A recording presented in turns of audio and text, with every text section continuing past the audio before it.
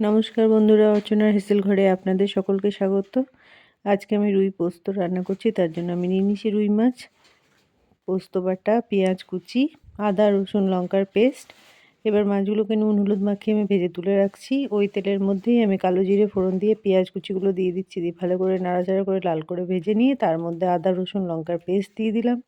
এরপর ওটাকে ভালো করে কষিয়ে নিয়ে তার মধ্যে আমি পোস্ত দিয়ে দিলাম, 2 চামচ টক দই দিয়ে দিলাম, দিয়ে ভালো করে কষিয়ে লবণ দিয়ে দিলাম। এবারে সামান্য পরিমাণে জল, এটা গা মাখা হবে তাই জন্য খুব বেশি জল প্রয়োজন নেই। দিয়ে এবার মাছগুলো ঝোলের মধ্যে দিয়ে কাঁচা লঙ্কা চেরা আর ধনেপাতা কুচি দিয়ে ভালো করে কিছুক্ষণ ফুটিয়ে নেব। আমার রেসিপি রেডি। যদি ভালো লাগে তাহলে লাইক কমেন্ট শেয়ার করবেন। আপনারা রেসিপিটি অবশ্যই ট্রাই করবেন।